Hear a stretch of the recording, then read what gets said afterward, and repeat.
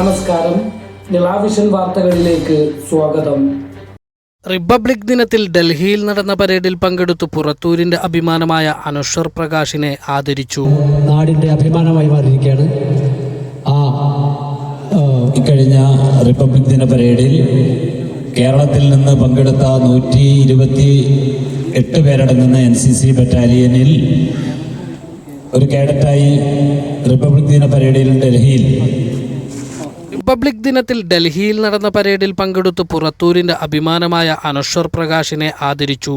Anaswar പ്രകാശിനെ Purathur പള്ളിക്കടവിൽ SFI DYFI പ്രവർത്തകരാണ് ആദരിച്ചത്.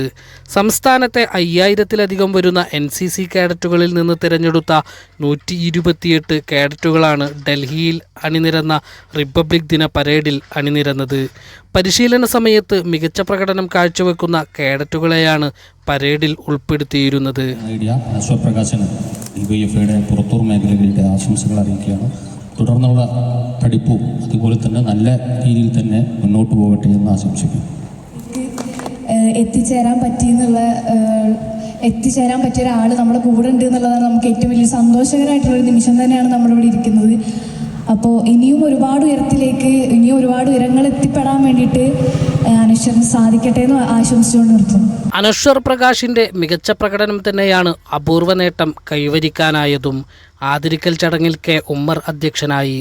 CPIM Thavanur area committee അംഗം AP Sudevan master, local committee secretary K. Janardhanan, DYFI Purathur മേഖലാ സെക്രട്ടറി Bhagyanath, SFI Thavanur area joint secretary Shadiya K തുടങ്ങിയവർ ആശംസകൾ അർപ്പിച്ച് സംസാരിച്ചു.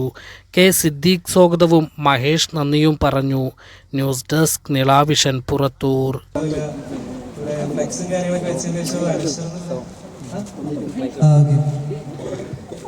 നമുക്കിവിടെ RDCയുടെ പ്രൊസീജിയർ എന്ന് പറയുമ്പോൾ കേരളത്തിൽ 10-ലേറെ ക്യാമ്പുകൾ ഉണ്ടാവും. അതിന്ന് സെലക്ട് ചെയ്തെടുക്കുന്ന പീപ്പിൾസിനെയാണ് ഡൽഹിയിലോട്ടുള്ള ഫൈനൽ ടീമായിട്ട് കൊണ്ടുവന്നത്. ടോട്ടൽ 174 കാഡറ്റ്സിനാണ് ഡൽഹിയിലോട്ടുള്ള അവസരം.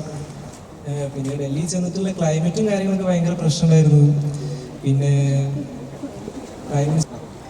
ഇന്ത്യയുടെ പ്രസിഡന്റിനെ പ്രൈം മിനിസ്റ്ററിനൊക്കെ കാണാനുള്ള അവസരം ലഭിച്ചു. പിന്നെ രാഷ്ട്രപതി ഭവനിൽ പോകാനുള്ള അവസരം ഉണ്ടായി. പിന്നെ ആർമിയിലെ ഒരുപാട് ഓഫീസേഴ്സിനായിട്ട് ഇൻട്രാക്ട് ചെയ്യാൻ സാധിച്ചു. അങ്ങനെ ഒത്തിരി നല്ല എക്സ്പീരിയൻസ് ഉണ്ടായിരുന്നു ഡൽഹി RDC. ഒരിക്കലും മറക്കാൻ പറ്റാത്ത അച്ചീവ്മെൻ്റ് ആയിരുന്നു എൻ്റെ ലൈഫിലെ. Thank you.